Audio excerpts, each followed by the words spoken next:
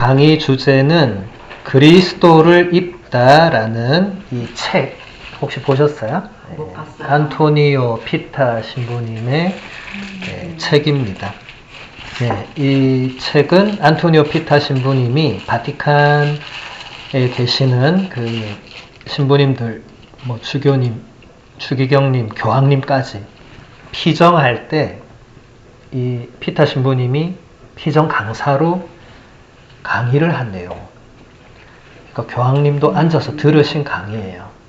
그게 책으로 나와서 운 좋게 우리가 접하게 되었고, 그래서 이 책으로 이번에 우리 피정도, 그러니까 우리가 이거 이렇게 교황님과 아니 그냥 이렇게 합시다. 네. 저는 아주 좋습니다. 아 그래요? 네. 그래서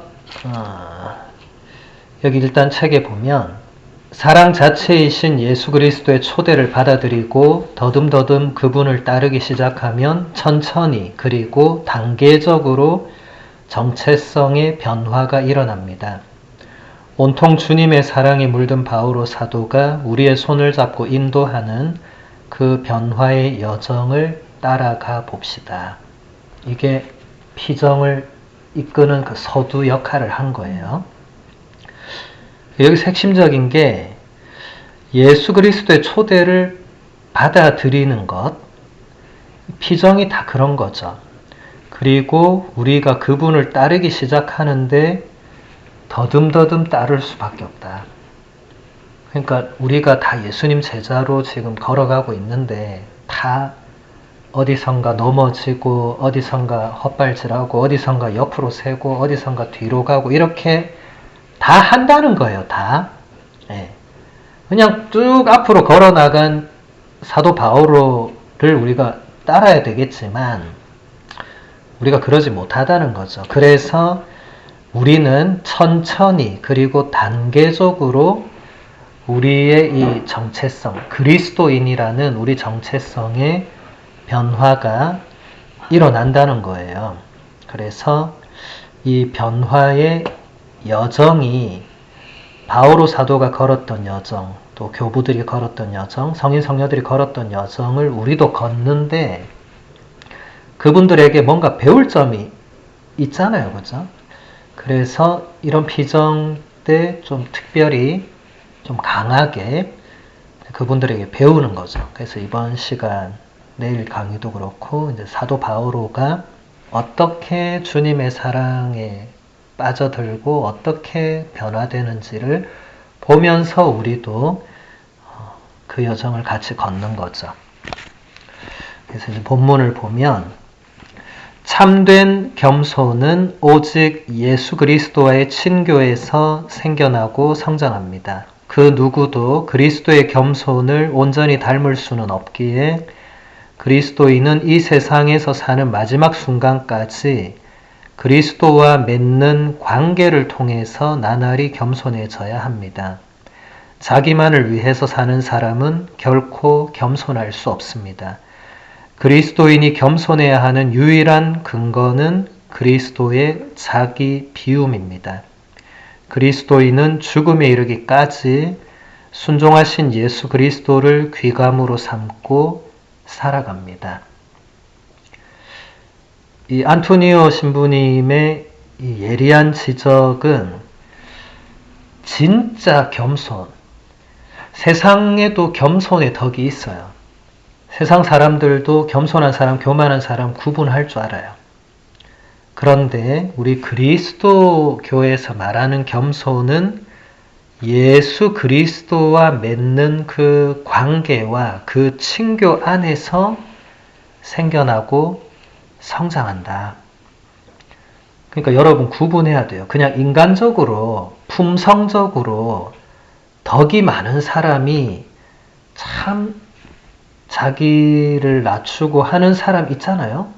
참 저 사람 겸손하네 하는 거랑 지금 예수님과의 관계를 통해서 얻게 되는 그 겸손은 다른 겁니다.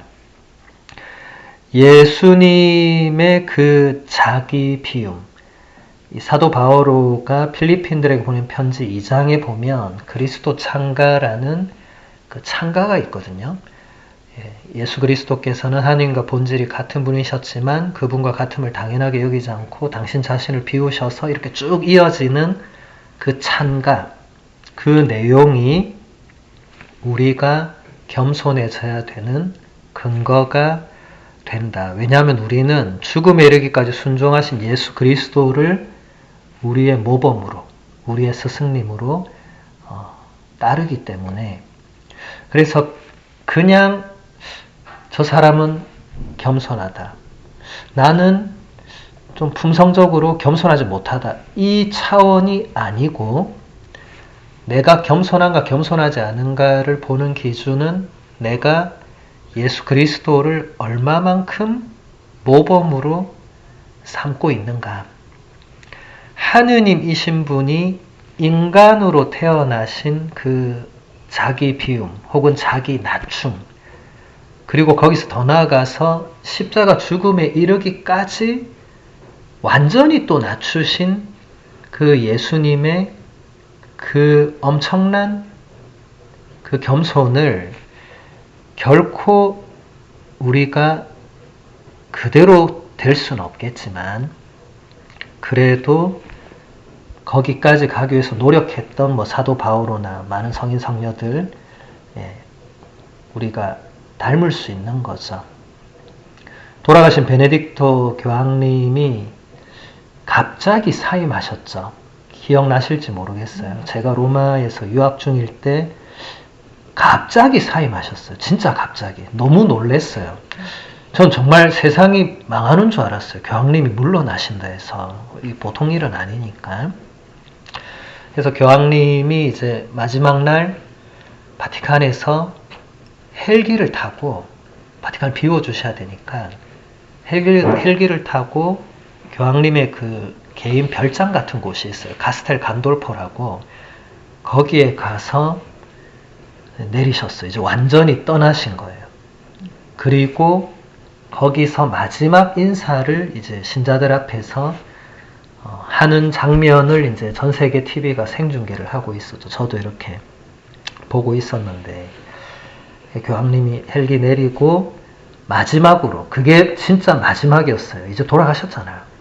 그 이후로 공식 석상에서 한 번도 말씀을 하시거나 이런 적이 없었죠. 그냥 프란치스코 교황님이 가서 인사하실 때 카메라에 비춰진 모습이 다였지, 공식적으로 신자들한테 얘기하거나 없었어요. 그 마지막이었어요. 전 그게 진짜 마지막일 거라고 꿈에도 생각 못했지만 그게 마지막이었어요.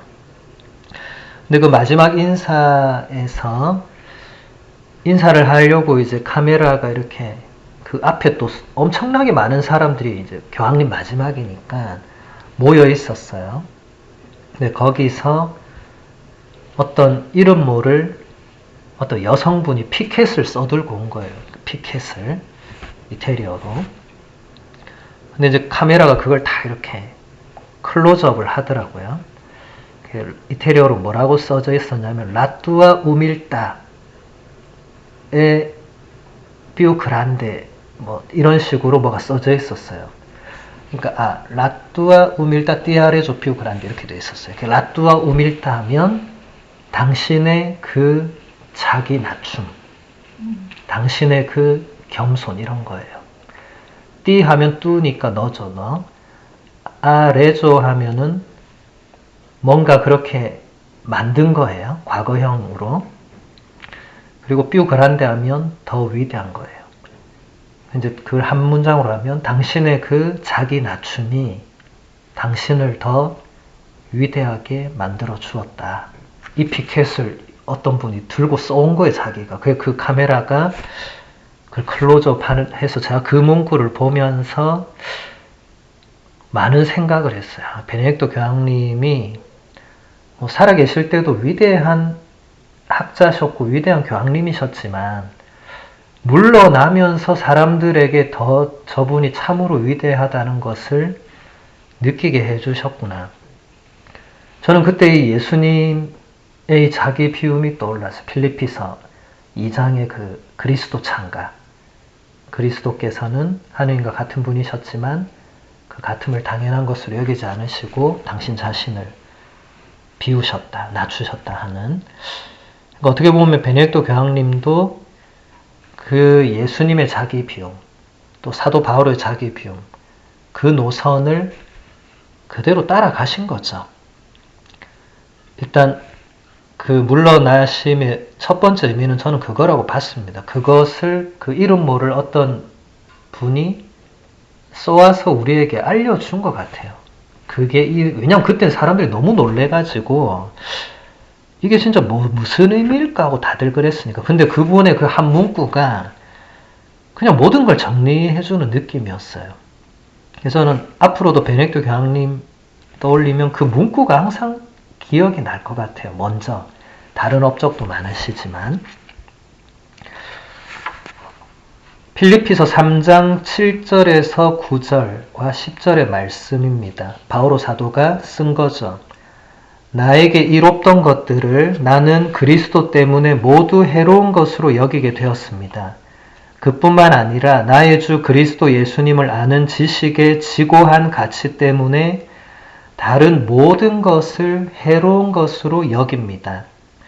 나는 그리스도 때문에 모든 것을 잃었지만 그것들을 쓰레기로 여깁니다. 내가 그리스도를 얻고 그분 안에 있으려는 것입니다. 나는 죽음을 겪으시는 그분을 닮아 그분과 그분 부활의 힘을 알고 그분 고난에 동참하는 법을 알고 싶습니다. 아주 유명한 구절이죠. 필리피 몇 절이요? 3장 7절에서 9절, 또 10절의 말씀입니다. 사도 바오로는 예수님이란 분을 만나고 알고 난 이후에는 예수님과 관계된 것 이외에는 모든 것을 해로운 것으로 여기게 됐습니다.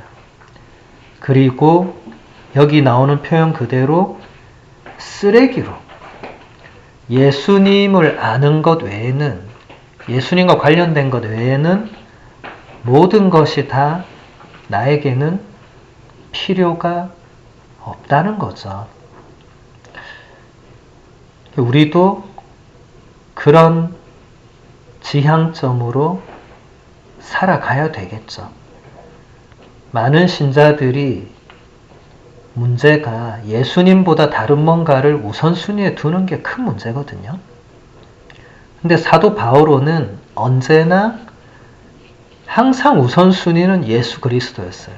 나머지는 다 그 뒤 정도도 아니고 해롭다고 생각할 정도로, 쓰레기라고 여길 정도로 이 예수 그리스도라는 절대 순위, 그러니까 우선순위도 아니고 절대 순위, 오직 예수 그리스도. 근데 우리는 어떤가? 여러분에게 예수님은 어떻습니까? 절대 순위입니까? 우선 순위입니까? 한 3등쯤 됩니까? 아니면 한 10위권 밖에 있습니까? 이 피정 중에 생각해 봐야 될 부분이겠죠.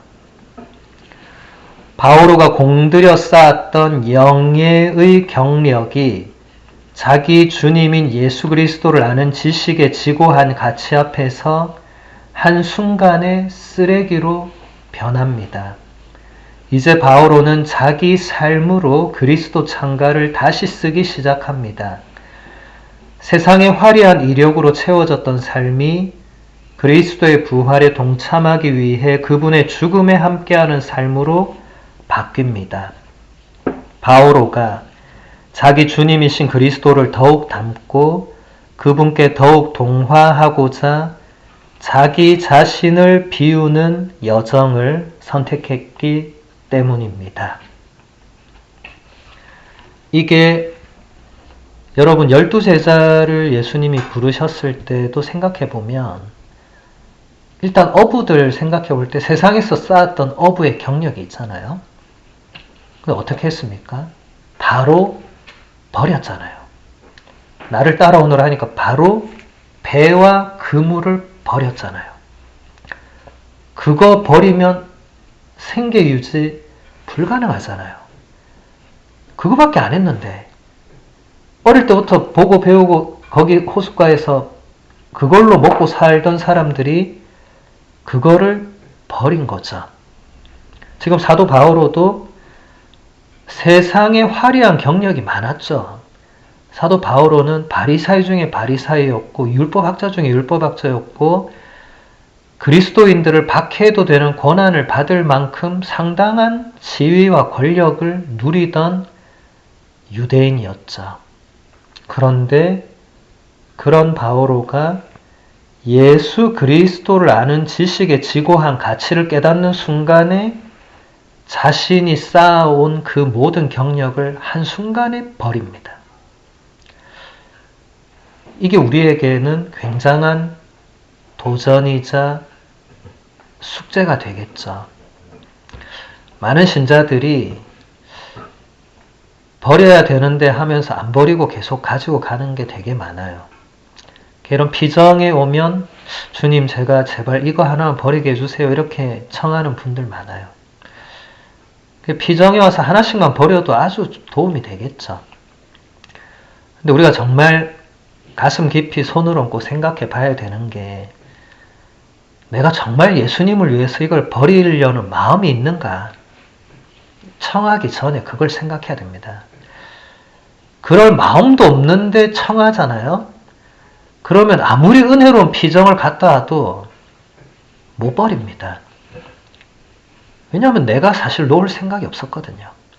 놓을 생각은 없지만 예수님 그 피정에서 어떻게든 좀 나를 좀 고쳐 쓰시고 막 이렇게 했는데 사실은 바오로처럼 한순간의 쓰레기로 여기는, 물론 우리가 바오로처럼 할 수는 없겠지만 우리가 적어도 나와 예수님과의 관계 사이에 뭔가 가로막는다는 느낌이 드는, 혹은 뭔가 방해가 된다는 느낌이 드는 것이 있다면 하나씩 버려야 됩니다.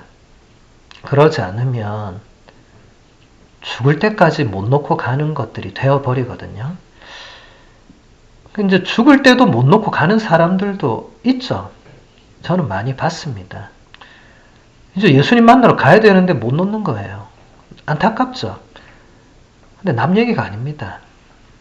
우리가 과연 죽음 앞에서 이제 죽으러 가야 되는데 과연 내가 다 모든 것을 놓아버리고 예수님을 기쁘게 만나러 갈 수 있겠는가?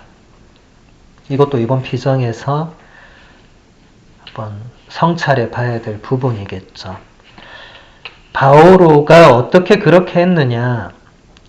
예수님과 더욱 하나가 되기 위해서 자기 자신을 비우는 여정을 선택했기 때문에 그렇다고 피타 신부님이 진단을 하고 있죠.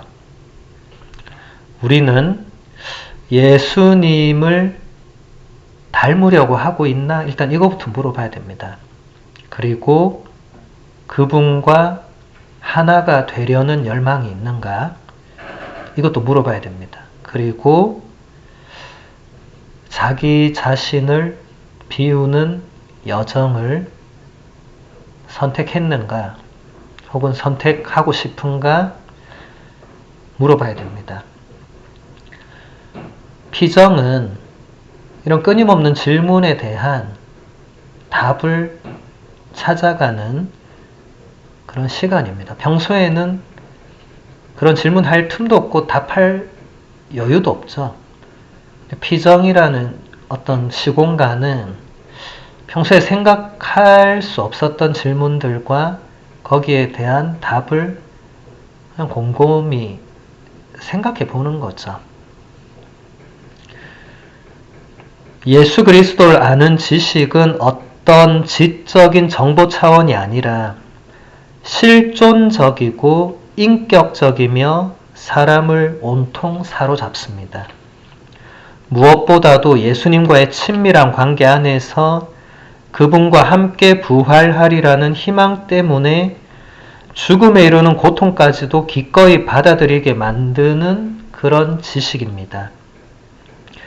이러한 유형의 삶은 다른 모든 인간적 지식의 경계를 초월하며 인간의 감각, 의지, 인격 모두를 뒤흔들어 놓습니다.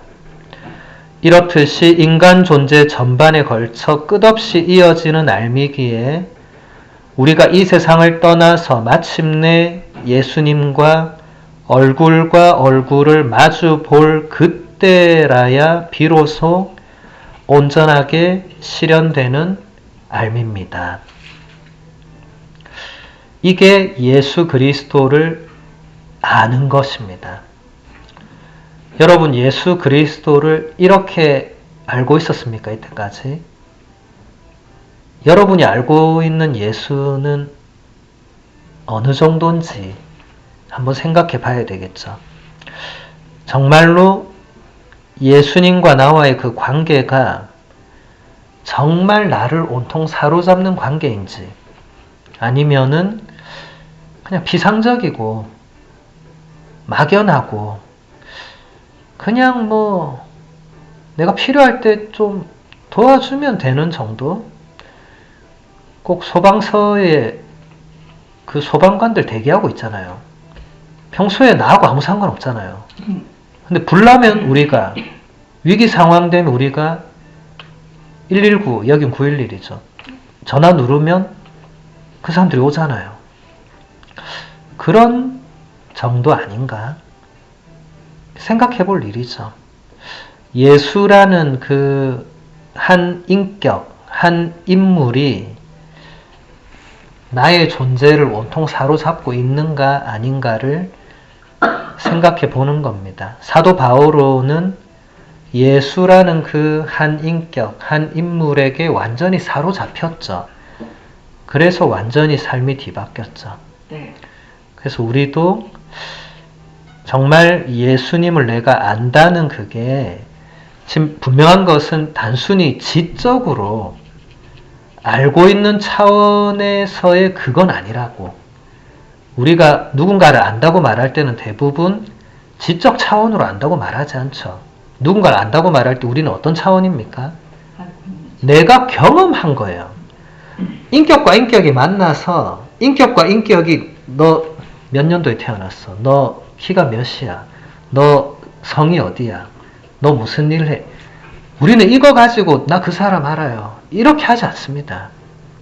나 그 사람 알아요 할 때는 나 그 사람이랑 어디 여행을 가봤어. 혹은 나 그 사람하고 적어도 한 밥을 5번은 먹었어.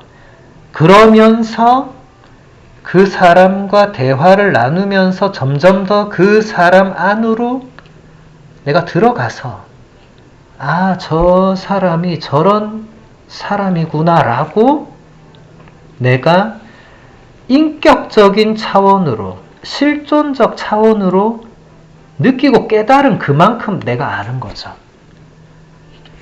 그런데 많은 신자들이 예수님과의 관계는 이런 차원으로 접근하지 않고 그냥 신부님 제가 아직 복음서도 다 안 읽어봐서 잘 모르겠는데요. 이렇게 나온다는 거예요. 그런 관계는 정말 피상적인 관계죠. 그냥 모르는 거죠. 소방관보다 못한 관계죠. 소방관은 급할 때 전화라도 하지. 예수님은 여러분 급할 때 전화합니까? 그러지 않잖아요.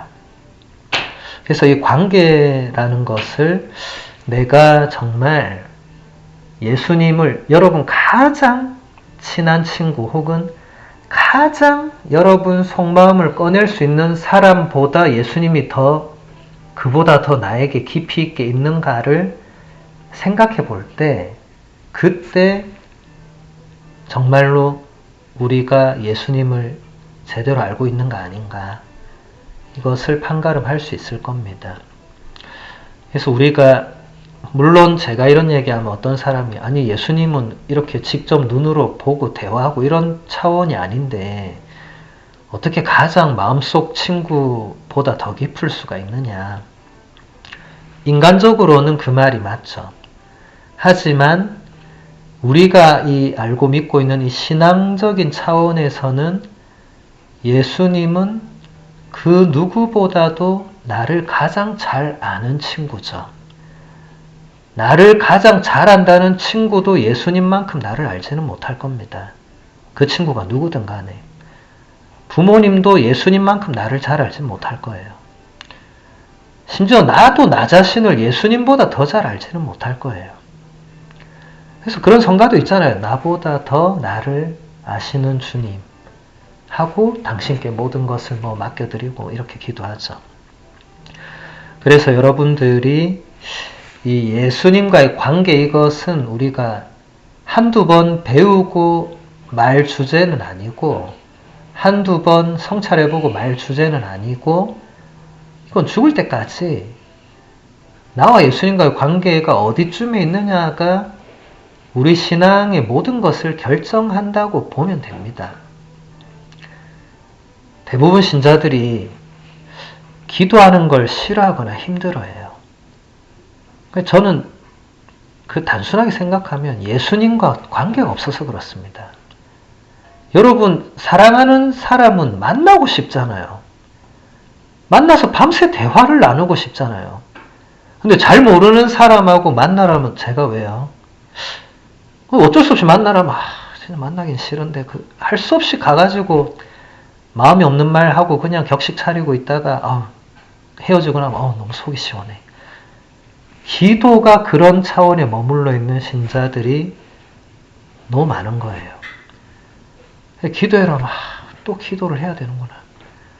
이게 좋아서 기도하는 사람이 별로 없고, 이거 마지못해서 이거 안 하면 좀 그러니까. 이거는 예수님과의 관계가 거의 없다고 봐야 되겠죠. 관계가 어느 정도냐에 따라서 기도를 하는 사람의 이 기도가 다른 거겠죠. 기도는 어렵게 생각할 게 없죠. 그 관계 안에서 예수님과 나와의 그 관계 안에서 내가 예수님과 그냥 나누는 마음, 대화, 거기서 우러나오는 또 신뢰, 거기서 또 더 우러나오는 이제 함께 하는 것, 동반, 그러면서 느끼게 되는 예수님의 현존, 이런 모든 것들이 다 기도가 되는데, 그냥 일단 기도가 하기 싫다 이렇게 나오는 사람은 그건 어쩔 수 없죠. 왜냐하면 기도의 가장 근본 기반이 되어야 되는 예수님과의 관계가 전혀 없다고 봐야 되거든요. 그러면 그분이 미사를 늘 드리는데 왜 그럴까? 이거는 각자가 풀어나가야 될 부분입니다. 미사를 매일 드려도 예수님과 전혀 관계가 없는 사람도 있을 수 있어요. 이거는 좀 설명하기는 어렵지만 그런 경우도 저는 종종 봅니다. 그러니까 마치 좀 미사는 미사고 관계는 관계도 좀 이런 느낌이 있죠. 미사는 이게 이제 하나의 그냥 좋은 습관으로 박혀가지고 그냥 매일 가는 거예요. 안 가면 이제 막 이상하니까. 그런데 예수님과의 관계는 또 전혀 다른 차원인, 물론 미사도 안 가는 사람에 비하면 그래도 그나마 나은 거긴 하겠지만, 그래서 제가 얘기하고 싶은 거는 매일 미사를 드리는 대단히 좋은 겁니다. 그런데 그거랑 내가 예수님과 맺는 관계는 꼭 정비례하지 않을 수 있다는 거예요. 그건 다시 생각해 볼 문제라는 거예요. 내가 매일 미사 가는 거랑 내가 정말 예수님과의 그 관계에서 오는 그 무엇 때문에 매일 미사를 가는가, 아니면 그냥 내 생활 패턴의 하나로 그냥 넣어놔서 가는 건가, 이거 생각해 봐야 될 부분입니다. 사람들은 대부분 시련과 고통을 큰 문제로 여기지만 바오로에게는 예수 그리스도의 모습을 지닌 내적 인간으로 변모하는 일이 가장 중요했습니다. 우리가 지금 겪는 환난은 일시적이고 가볍지만 훗날 우리에게 크고 영원한 영광을 마련해 줄 것입니다. 보이는 것은 잠시뿐이지만 보이지 않는 것은 영원합니다. 다 사도 바오로의 편지를 피타 신부님이 인용한 거죠. 사람들은 대부분 시련과 고통을 큰 문제로 여깁니다. 지금도 마찬가지입니다. 시련과 고통이 언제나 우리의 문제의 중심에 있고 1번에 있습니다. 그런데 바오로는, 여러분이 바오로의 그 편지들을 읽다 보면 바오로가 시련과 고통을 안 겪어서 그런 게 아니고 시련과 고통을 누구보다 겪고 있지만 그걸 뛰어넘는 말들을 계속 하거든요. 그래서 여러분 착각하면 안 되는 게 아유 신부님 성인이니까 그렇죠. 이렇게 말하는 분들 그거 엄청난 착각입니다. 사도 바울은 살아있을 때 성인이 아니었어요. 똑같은 인간이었습니다. 유혹받고 유혹에 넘어지고 그래서 자기 편지도 썼잖아요. 너무 내가 유혹에 이게 힘들어가지고 나도 이게 뭔지 모르겠다 하면서 로마서 7장부터 여러분 읽어보세요. 구구절절이 우리랑 똑같습니다. 그런데 사도 바오로는 시련과 고통을 큰 문제로 여기지 않았어요. 피타 신부님이 예리하게 지금 꼬집은 대로 예수 그리스도의 모습을 어떻게 하면 더 닮을 수 있는가? 어떻게 하면 더 내적으로 새로워질 수 있는가? 항상 이 고민을 하고 또 사람들도 어떻게 하면 이렇게 갈 수 있을까? 바울은 맨날 이 생각을 했어요. 사람들만 만나면 이런 얘기를 하고 설득시키려고 하고 사람들이 별로 또 안 듣죠. 관심도 없고. 그 당시 사람들도 그런 거 관심 없었어요. 근데 바울은 끊임없이 얘기합니다. 듣든 말든. 끊임없이. 안 들으면 발에 먼지를 털고 나오고 들으면 계속 얘기하고 그렇게 해서 한 사람이라도 구원하려고 나는 모든 이에게 모든 것이 되었다는 그 옴니부스 옴니아라는 그 유명한 구절을 남겨줬죠. 단 한 사람이라도 예수님을 알게 하려고 바오로는 그거밖에 없었던 엄청난 인물이죠. 바오로가 이렇게 쓴 거예요. 우리가 지금 겪는 환난은 일시적이고 가볍지만 훗날 우리에게 올 영광은 그보다 훨씬 큰 것이다. 보이는 건 잠시뿐이고 보이지 않는 건 영원하다. 바오로는 이 지상에서의 삶이 얼마 안 있으면 사라질 거라고 알고 있었죠. 그건 근데 우리도 아는 거예요. 근데 우리도 알고 있으면서도 우리는 영원을 꿈꾸기보다 지상에서의 삶을 더 붙들려고 하는 거고 바오로는 이미 여기서의 삶은 큰 의미가 없다는 걸 이미 느꼈죠. 근데 누가 물었죠. 근데 넌 왜 계속 살고 있냐 하니까 바오로가 뭐라고 했습니까? 나는 나 때문에 내가 개인적으로 이승해서 뭐 행복을 누리고 그런 거 없고 이 사람들 아직도 예수를 전혀 모르는 사람들 그 사람들에게 내가 예수와 복음을 전하기 위해서 사는 그 의미밖에 없다고. 그 편지에 다 그렇게 적혀 있어요. 여러분 편지는 가식적으로 적는 거 아니죠.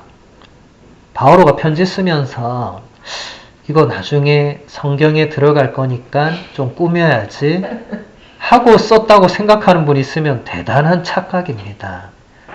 사도 바오로가 편지 쓸 무렵에는 신약 성경이 없었어요.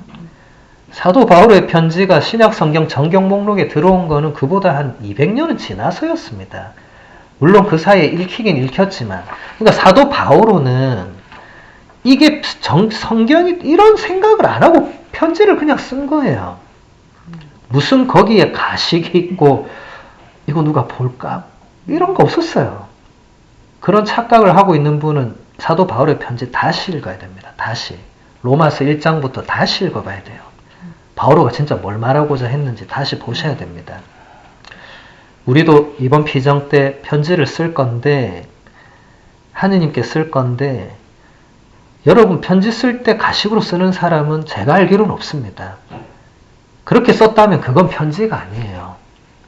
편지는 그러려고 쓰는 거 아닙니다. 있는 그대로 그냥 펜을 잡고 내 마음이 나오는 대로. 바오로의 편지들은 그래서 굉장히 비판을 많이 받았어요. 그 시대 사람들조차 바오로의 편지를 엄청 비판했어요. 왜냐하면 바오로가 사용한 문체가 고급 문체가 일단 아니었어요. 그래서 그리스, 로마 그 귀족들이 아니 이런 저급한 문체를 쓰냐고 엄청 비아냥대고 그럴 정도였어요. 그리고 바오로는 완전한 그리스 로마 사람이 아니었고 유대인이니까 그리스어를 완벽한 그리스 사람처럼 구사하지도 못했어요. 그러다 보니까 또 한계가 많았겠죠. 그런데도 편지를 써가면서 예수 그리스도를 알도록 하려고 했던 거죠. 그래서 여러분 이번 피정 때 편지를 쓸 때 있는 그대로 가식 없이 꾸밈 없이 그냥 하느님께 쓰시면 됩니다. 그건 내일 또 제가 다시 알려드릴 근데 거고 그거 읽어요? 신부님? 그건 내일 알려드릴게요. 지금은 강의 중이니까. 예수 그리스도를 만난 뒤 바오로 사도에게 일어난 이제 코린토이서 4장 16절에서 18절 한번 읽어드릴게요. 우리는 낙심하지 않습니다.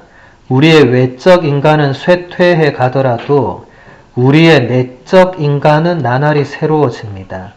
우리가 지금 겪는 일시적이고 가벼운 환난이 그지없이 크고 영원한 영광을 우리에게 마련해 줍니다. 보이는 것이 아니라 보이지 않는 것을 우리가 바라보기 때문입니다. 보이는 것은 잠시뿐이지만 보이지 않는 것은 영원합니다. 제가 아까 피타 신부님이 인용했다는 그 구절 한번 읽어드린 거고요. 예수 그리스도를 만난 뒤 바오로 사도에게 일어난 대전환은 결코 바오로의 선택이 아니었습니다. 실제로 그런 선택은 인간적으로도 도저히 상상하기 힘든 일입니다. 그러나 바오로는 자신에게 일어난 그 일이 아주 결정적이고 분명한 이유가 있는 사건이었음을 이렇게 밝힙니다.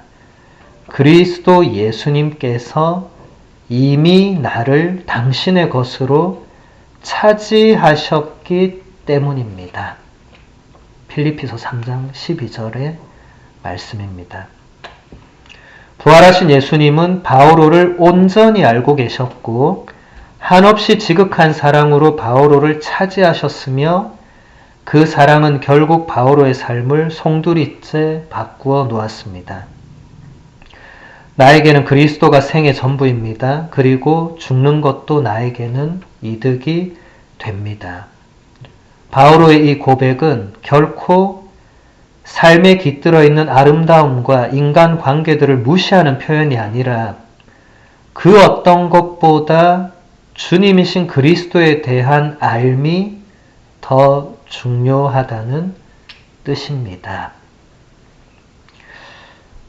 사도 바오로가 했던 말 다시 한번 볼게요. 그리스도 예수님께서 이미 나를 당신의 것으로 차지하셨기 때문에 사도 바오로가 그 외의 모든 것은 다 해로운 것으로 여기고 쓰레기로 여기고 존재와 삶이 완전히 대전환을 이루게 되는데, 그러니까 바오로는 누군가가 물었겠죠. 당신 원래 이런 사람 아니었잖아.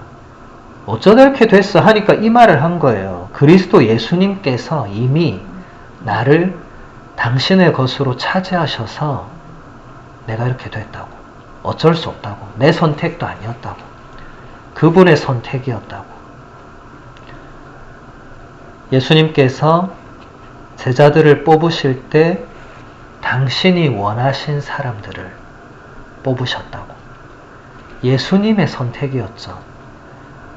우리가 지금 이 자리에 있는 것도 우리의 선택이 아닙니다. 여러분, 앞으로도 피정을 하든 뭘 하든 내가 선택한 거야. 아닙니다.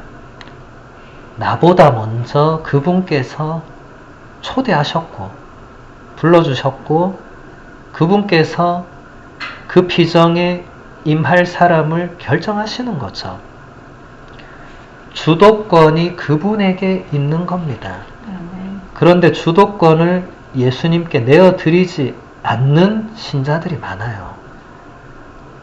쉽게 말해서 신부님 이 피정 제가 하기로 한 건데요. 이렇게 말하는 분들 전혀 주도권이 예수님께 있지 않아요. 내가 결정한 거예요.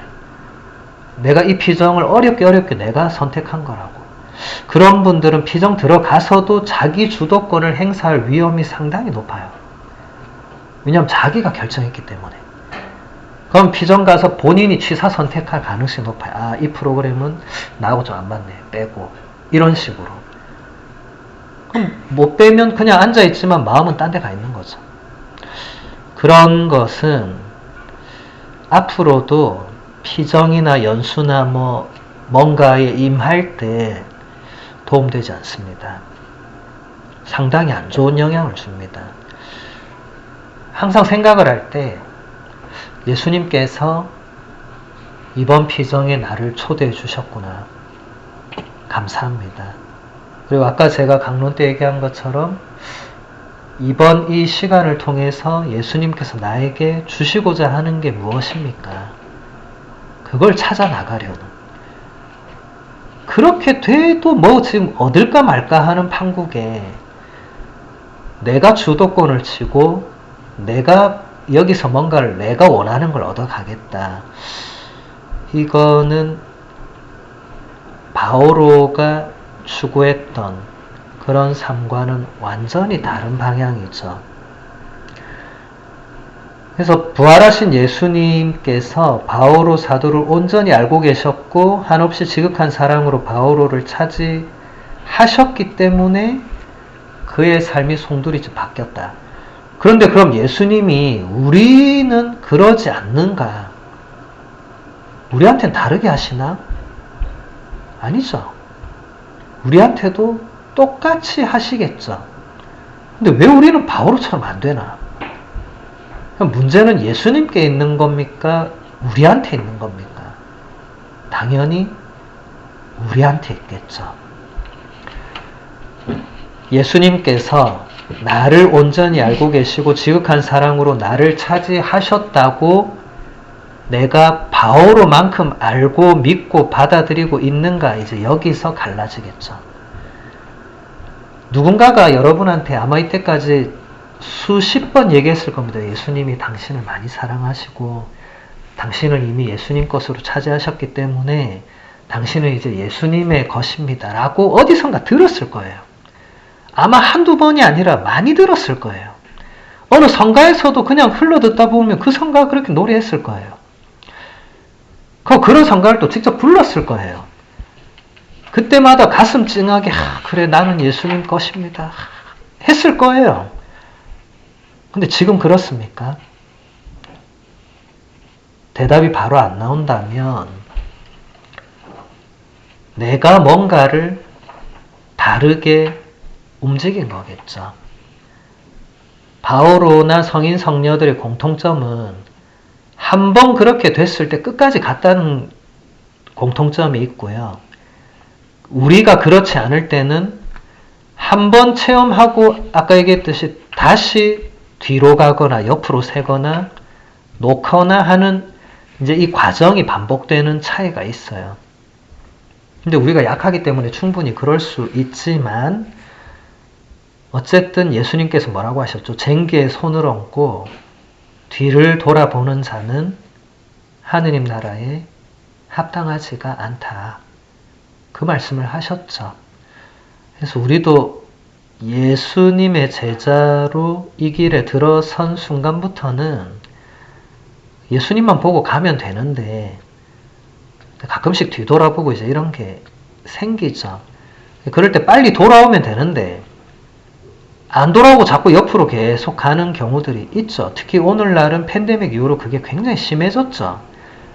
그러니까 우리가 그 영향을 알게 모르게 받아요. 와, 저 사람 옛날에 진짜 열심히 했는데 요즘 아예 나오지도 않네. 이런 경우가 많죠. 그러면 본인이 그 말 한 순간 본인도 엄청 영향을 받습니다. 나는 그러면 굳이 이렇게까지 할 필요가 있나? 다들 보니까 다 그냥 적당히 하는 것 같은데 이렇게 되면서 자꾸 한 길 팔려던 마음이 그냥 적당히 가자는 적당주의로 점점점 옮겨가게 되는 거죠. 바오로는 그런 것은 적어도 용납되지 않았던 성품이었을 것 같고 그 편지들을 읽어보면 근데 꼭 성품만의 문제가 아니라 바오로는 자신을 이미 차지하신 그 예수님의 그 사랑 그게 얼마나 큰가를 너무 깊게 느꼈기 때문에 그걸 배신한다는 것은 용납이 안 됐던 것 같아요. 우리는 예수님의 큰 사랑을 어디선가 느꼈을 거예요. 여러분들 아마 나중에 뭐 나눔 같은 거 할 때 분명히 나올 거예요. 어디선가 느꼈다고. 그런데 그게 한 몇 달이 지나고 몇 년이 지나니까 식어가지고 식더라. 바오로는 그럼 뭐 무슨 철인 28호였냐 안 식었냐 똑같은 인간이었다고 제가 계속 말씀드리잖아요. 바오로도 아마도 때로는 그게 식었을 수 있고 또 예수님께 대한 원망도 있었을 수 있고 불평도 할 수 있고 다 우리가 겪었던 내적인 과정은 비슷하게 겪었을 거라고 봅니다. 그럼에도 불구하고 계속 앞을 보고 우리가 예수라는 이 그 한 분에게 모든 것을 걸었고 모든 것을 투신하겠다는 그 첫 마음을 잃지 않고 계속 나가는 거랑 그게 조금씩 변질되는 거랑 이제 그게 차이가 큰 거거든요.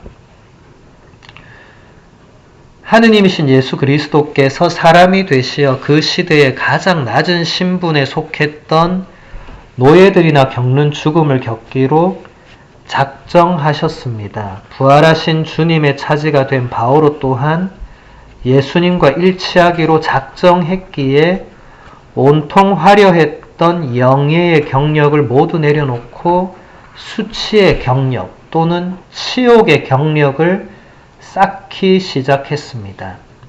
바오로는 예수님의 운명을 공유하면서 예수님께 드리는 찬가를 새로 썼습니다. 이제 조금씩 바오로가 어떻게 예수님과 점점 하나가 되는가를 설명하고 있죠. 예수님이 그 그리스도 찬가에 나오는 거 예수님의 자기 비움. 바오로도 예수님과 일치하기로 마음을 먹었기 때문에 세속적으로 혹은 세상적으로 화려했던 영예의 경력을 다 내려놓습니다. 그리고 그 뒤부터는 수치의 경력 또는 치욕의 경력을 쌓습니다. 이게 사실 진짜 힘들고 어려운 거거든요. 프란치스코 교황님이 기뻐하고 즐거워하여라라는 권고를 지난 2016년에 발표하셨는데 제가 강의 때 이 문헌을 자주 인용해요. 꼭 읽어보라고 한 번은. 근데 너무 안타깝게도 사람들이 읽어보라 해도 잘 안 읽더라고요. 그래서 할 수 없이 제가 다시 또 인용하고 또 인용하고 왜냐면 안 읽으니까. 그래도 누군가는 읽겠지라는 희망으로 제가 항상 소개를 하는데 그 권고 118항에서 교황님이 이런 얘기를 하세요. 겸손은 여러 굴욕을 통해서만 마음에 뿌리 내릴 수 있습니다. 굴욕 없이 어떠한 겸손도 어떠한 성덕도 없습니다. 작은 굴욕도 참아내고 봉헌할 수 없다면 여러분은 겸손하지 않은 것이며 성덕을 향한 길로 나아갈 수 없습니다. 하느님께서 당신 교회에 주시는 성덕은 당신 아드님의 굴욕을 통해서 왔습니다. 그분께서는 곧 길이십니다. 굴욕은 우리가 예수님을 닮게 합니다. 그리고 이것은 예수님을 본받는 데에 있어서 불가피한 측면입니다. 굉장히 잘 설명하고 계시죠. 이게 피터 신부님 강의보다 이 권고가 먼저 나온 거예요. 교황님도 참된 겸손은 아까 피터 신부님도 참된 겸손은 예수님과 관계에서 나온다고 했잖아요. 그냥 인간의 타고난 그 품성의 겸손을 말하는 게 아니라고 우리 그리스도교에서는. 근데 여기서 교황님도 굴욕을 통해서 겸손이 온다.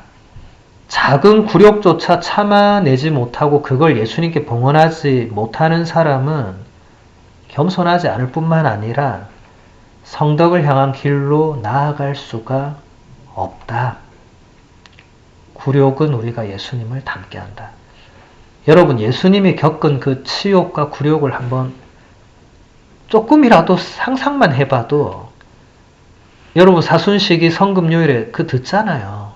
예수님이 십자가 길 가기 전부터 어떤 모욕과 어떤 굴욕과 치욕을 당하셨는지 다 들었잖아요.